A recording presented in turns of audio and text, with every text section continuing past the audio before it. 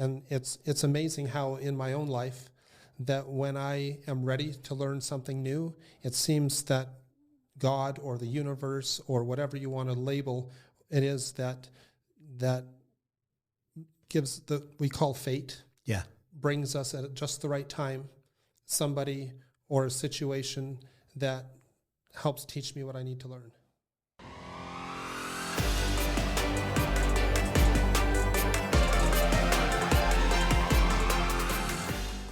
Welcome to the City Serve Leadership Podcast. Today I have the privilege of sitting down with Ray Vandervalk, the owner of Red Leaf Coffee. He and his wife, Melissa, have spent a great deal of energy and encourage business in this local area in a remarkable way. Starting in 2008, Red Leaf Coffee has grown to be a substantial business force within this area. So I'm going to talk to Ray about what he's learned as a husband, as a father, and as a business owner.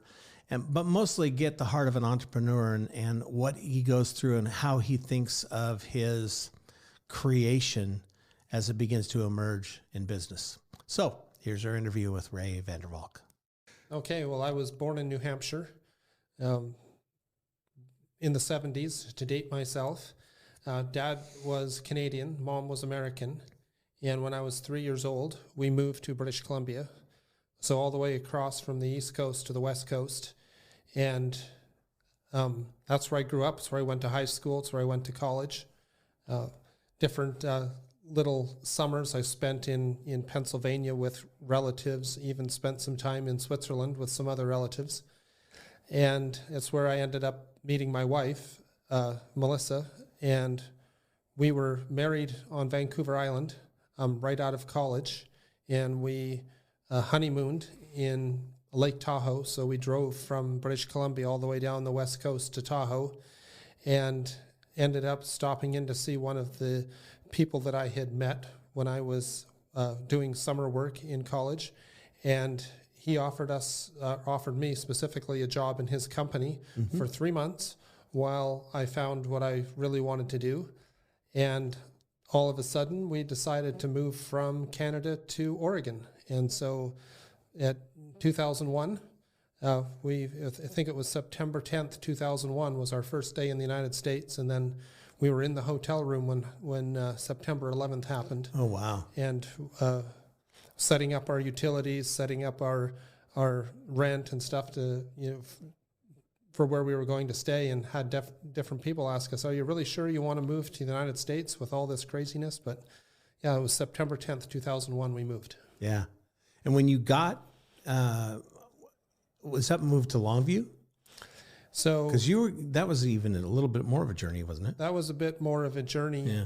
We had our first our first coffee shop that I had bought for Melissa was a very small drive-through, was in Woodland. Yeah. And different things had happened that the Woodland coffee shop was growing, and we realized that a lot of our customer base lived in Longview, Kelso, driving south. And so we started looking for a small store in the Kelso, Longview area. When I first met Melissa, she was in the process of, had gone to all different coffee shops all over the Northwest, right, to try to get ideas for how you might want the West Kelso shop to look like. And I remember I went to a coffee shop up in the Sound, and she goes, I've been there. I was at that place, and this is what I got from that place. I learned these things from just visiting with the owner of that place. So I know that how would you describe her place in the business and your place in the business? I like to tell people that Melissa and I working together, that 1 + 1 doesn't equal 2, it equals 11. And one of the things that I love to talk about that we found 3 or 4 years ago was what we call the core value index. And I've had it explained for me is that it's the closest thing that we've found so far to how God has wired us. And I am what's called a profound builder. So I'm that person that will jump off a cliff and build an airplane on the way down. Yeah. Melissa is what's called a profound innovator. So she will come up with 5 different ways to solve one problem, and she will come up with numerous ideas in any given day for new products, new systems, new strategies, and put the two of us together. We make a dynamic team. Pretty dynamic. It also presents some challenges, which we might get into later, what we've learned to work through, because of how differently we're wired. But we work well together. Communication is pretty important, right? Communication can be, and people talk about communication in marriage, and it's one leg on about a 7-leg stool. Yeah. Because if you're communicating but talking over each other, or you're talking to different core values, or if you're not taking trauma into consideration, you can talk till you're blue in the face, and it doesn't help at all. So when people say, oh, it's all about communication, I tacitly kind of agree, but realize there's so much more to the picture. Yeah. So I think one of the things that people think about you and Melissa, by the way, Red Leaf is what we're talking about, the company that you have created. One of the things that people think about you is that you have always been successful. You've always done things at a really high level, that you've always kind of like knew exactly what you wanted to do. But in the early days of Red Leaf, it wasn't quite like that. How would you describe the early days? In 2010, we declared bankruptcy. So start there. So I had quit my job in the financial services industry to do what I really loved, which was working in real estate. Yeah. So I started that right around summer of 2006, and everything went really, really well for a couple of years. Yeah. And then the real estate crash happened, and I was hanging on to a lot of real estate that I couldn't sell, that I couldn't refinance, different other issues, and ended up that by 2010 we were bankrupt. And so we had to start over, not only with zero, I still owed my parents money as well. So yeah, what we've built in the last 15 years, we've built from less than nothing. Yeah. What did you learn from that experience about yourself? I learned how resilient we are, how much humans are capable of achieving if they have a goal and if they don't quit. Yeah. And we didn't quit. We worked 7 days a week for years to dig out of what I had gotten us into. Yeah. Oh, wasn't necessarily what you got, what the housing industry had done to you. Right. But I also had to face, because one of my mentors, when I was building the big house to sell that took us under, he had told me not to do it. Oh, wow. And I said, Wall Street Journal says, that everything's fine. There was builders that I looked at that were building like crazy. They said there was no problem. But the mentor that I should have listened to, I didn't. And I asked him later, and this might sound just a little bit crass, but I asked him a little bit later, how did you know what was coming? Yeah.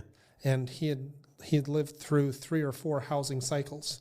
And what he said to me kind of off the cuff, he said, when I see idiots making money, it's time to get out. And he said the idiots were making money, and he said, I knew that there was a good chance that it was going to collapse.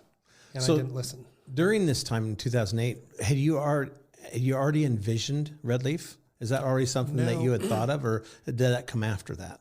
That came after that, because we were living in Ridgefield, and before that, we actually were living in Cannon Beach out on the Oregon coast. Melissa was managing the Cannon Beach Spa and Center for Natural Medicine, and she had moved with me to the Ridgefield area for my work. So she had given up, her job. And so when we were getting reset and she didn't have anything to do, with a couple of friends of ours, we bought this little tiny drive-up coffee shop in Woodland, Washington. And so I pretty much came in, here's the keys, like now you won't be bored, you have a coffee shop to run. So it was mostly to give her a little bit of an opportunity to be herself. Right, to be a bit of an entrepreneur too. She said she had one latte in her life at that point when we bought the store. My firstborn, Emily, I think was 3 months old. Yeah. So yeah, we had a lot going on with having a business and having a young child. The store in West Kelso is an immense square footage to go from a drive-through to that store. To go from a drive-through to a sit-down. Do you remember what we were thinking was during that time? Why that place, and why the big jump like that? We knew we had a good customer base, but also we were paying, at our little drive-up store in Woodland, we were paying $350 a month in rent. To rent the space in Kelso was almost $2,500 a month. And that scared the pants off us. We actually moved out of the place that we were living at in La Center. and moved in with a friend who had a big house in Salmon Creek just to save rent money in case it didn't go quite the way that, we were hoping when we opened the West Kelso store. Yeah. And when you started the coffee shop, the drive-through, and then the main coffee shop here in Kelso, you were raising two girls, or one girl at the time. At the time, yeah. Yeah, but you were raising a family Yep. and taking them through this adventure with you. And I remember Melissa telling me that one of the reasons why she'd put that play area in there was for her own kids as much as anything else, so that Right. they could be part of the store too. Right, and then we didn't have to pay for babysitters or worry about childcare. We could put them in there to play or watch a movie while we worked. Yeah. Yep. And you pretty much lived there for a while. Yeah, some people don't know that we even put a futon bed in over top of our office desk in the storeroom because we were there pretty much over 100 hours a week, and sometimes it got exhausting. Okay. So do you think you could have pulled this off had you not done it the way that you did it? Was there just one way to do this? Like invest totally into it? There's other ways to do it. We didn't get good coaching to start.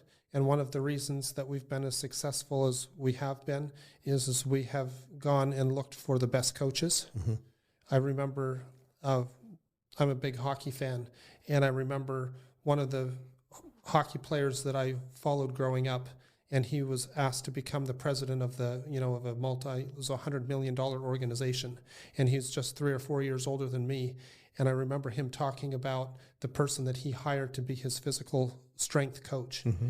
And I was thinking, why would an elite athlete need a coach? But then he kept talking about how even the best people need a coach to make them better. And so it was right around that time in 2012, I started actively looking for a business coach. Well, not only making them better, but avoid injury. Avoid injury, right? That's a lot of the reason why they have coaches, is because they want longevity. And the way you get that is you are well prepared and you don't have a lot of injuries. Correct. Same thing happens in business, right? You can be injured in business. You can be very injured in business, but far better to learn from other people's mistakes than to learn from your own. And Yeah. I've found that over and over. Now, had you always been that way? Because I don't mean to put words in your mouth, but it seems like it would take a fair amount of humility to admit that you needed a coach, especially if you were young and starting a business. But for some reason, you said yes to that or opened the door for that.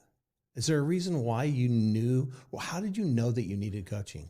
There's something about declaring bankruptcy that can bring humility, and Yeah. it is enormously humbling. Yeah. So yeah, to try to pretend that I knew it all, I felt would be the epitome of foolishness. Is that the way you were before? Is that something you learned from I that would say experience? it's something that I learned because I had a, youthful confidence, exuberance, ego.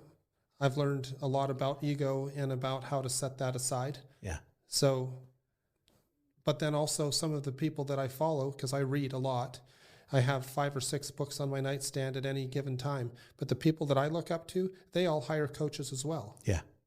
Yeah. So you're not just learning from a coach, but you're learning from a whole system where you never stop learning. You're always learning and you're never turning that off, because that's always, it must be kind of like a lifeblood to you. It is. Understanding and learning what it is you're trying to accomplish. Again, the people that I follow and understanding people that have gone much further than I've gone as of today, they're always talking about how the more they learn, the more they realize they don't know. Yeah. And that's also true for me, is that the more I learn and the more I surround myself with people that have done incredible things. Like I get to hang out in the room with people like John Maxwell now. Yeah. I get to hang out with people that, have been publishers of magazines and books that we would all recognize. And again, most of these people are very humble and are always talking about never stopping to learn. Yeah. And they're always willing to share what they wouldn't be doing this if they weren't willing to share everything they knew. They get a special joy out of helping other people succeed. Do you get that too? I do, but I'm also very specific about people that I help, because I used to try to help everybody that I thought needed help. And I learned, I'm trying to think who it was. It was somebody like the Buddha or it wasn't that, but there was a saying that says that when the student is ready, the teacher will appear. And I know that I've tried to mentor people over the course of my life, but they weren't ready. Yeah. And it's amazing how in my own life that when I am ready to learn something new, it seems that God or the universe or whatever you want to label it is that gives we call fate. Yeah. Brings us at just the right time, somebody or a situation that helps teach me what I need to learn. How does your relationship with your children compare to your relationship with your parents? How is your family different than the family you grew up in? I have this conversation almost on a weekly basis with my mom. My mom's 85, and she lives with us now. Yeah. And she watches how my wife and I parent compared to how they were raised. And they were raised in the church. They were raised very black and white, like this is what you do. And if you don't do it, there's consequences, which I believe there's consequences for everything that we do. But I think that I am much more focused on having a heart relationship with my kids and letting them know that no matter what they do, even though there will be consequences for everything that they do, is that they will never break that heart connection with me. Yeah, yeah. And by the way, your youngest daughter's sitting here with us today, so. Yeah, she is. Yeah, so you better be careful. Better be honest. It's just, it is such a, I think back about how I was raised and how I raised my children. It's just this different world. I mean, it seems like my parents were really shooting from the hip with everything they did. They really didn't know what they were doing as parents. They were just trying their best. That was at the same time that sitcoms started coming on TV, and they were learning a lot about how to parent from Father Knows Best and Leave It to Beaver, which isn't a great model, I don't think, necessarily. You, especially because you're a reader, a voracious reader, and you're a learner, you love the information that you get. I'm sure you grabbed a lot of stuff on family too. What was the most valuable nugget that you got about family from somebody? I've learned from two main mentors, Love and Logic, and the author of that book or that system escapes me now, but then Danny Silk wrote a book called Loving Your Kids on Purpose. Yeah. And my wife and I went through that class at church at least 4 times, and we still have the book along with other James Dobson books or whatever to help us try to figure out what was coming as our kids got older and what we might have to face. And I have 2 really great kids. Yeah. And of course they're kids and they make mistakes and they fall down, but they know that the heart connection they have with us is something that can't be broken and that our trust in them is almost unlimited. Yeah. And we're just careful not to put them in situations that are too much for them at any given age. Even though you guys put yourselves in positions that are too much for you all the time. We did, but then that would be a different conversation on trauma. The reason I was comfortable with Melissa and vice versa is both of us came from very chaotic childhoods, and that's why we were comfortable with each other when we met, because we were raised in chaos, and we reached a point where we said to each other, we don't want to take the generational pattern of chaos and pass it on to our kids. And that's something that took us 5 years of counseling, 5 years of reading, 5 years of blood, sweat, and tears, to use a colloquialism, that we asked for the grace of God not to pass certain family patterns on to our kids. Right. And it's still a work in progress. Yeah. You're an entrepreneurial couple, which is pretty rare. I don't know. You run in circles with business people a lot. I don't know if you see that happen very often, but the way that you and Melissa organize your life and organize your business with a creative component to it, that you're able to see not a whole lot there and build something where something didn't exist. That's a pretty remarkable journey for a couple to be on. What do you think? How did that impact your marriage? Would your marriage have been different if you would have worked a 9-to-5 job and she would have worked outside the home? I know it would have. Going down the road that we went down put an incredible amount of stress on our marriage. A couple of times, I think we felt like we weren't going to make it.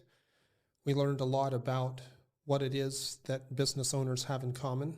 And one of the things that we learned is that if you come out of a traumatic childhood, you very often develop ADD. Yeah.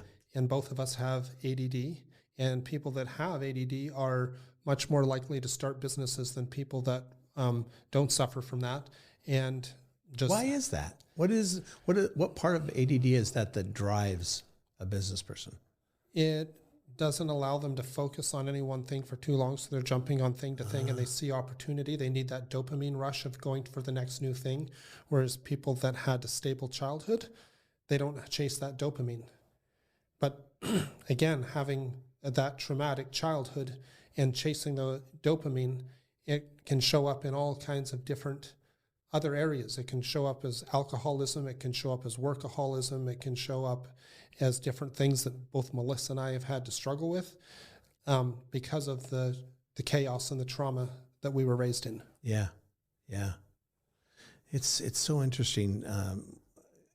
I think people see the sign, the buildings, and the lines of cars waiting to go through the drive-through, and they have a perception of you and Melissa that I don't think has a whole lot of validity to it. I mean, there's so much more. I just have learned so much just hanging out with you, Ray, and just hearing your perspective. And you're pretty direct, pretty to the point. You cut through a lot. I mean, I remember the first time that I sat down with you and had a conversation. You're like, "So what do you want?" I'm like, "What do you mean, what do I want? I just want to talk. I want to get to know you a little bit. You want something. Tell me what you want, just so I know up front." I've learned to add to my filter. I've watched some of my siblings and how they talk and realize that some of us have more filter than others. Yeah. And so I package my questions better now. Yeah. Just so I get right down to the meat of what we're trying to accomplish, and let's get it done. I think we haven't known each other that well, but I think you've really grown the last couple of years. There's a depth to the conversations we have that isn't just about what I've accomplished or what I've not accomplished, but it's more like, what are the reasons why we do the things that we do? There was a point, it seems like you were telling me a point where you had a real breakthrough in your marriage in your relationship with Melissa, where you saw something that you'd never seen before and it really changed things. Do you remember what that was? Not specifically. We have had quite a breakthrough in our relationship, and things have gotten enormously better over the last couple of years. But that was... Seems like it was something about what you valued in her. I value her work ethic. Yeah. She still works a lot, and I try to get her to work less and work more on the business than working in the business. She's out opening our Camas store right now. And so she's out there almost every day. Yeah. But we focus on systems.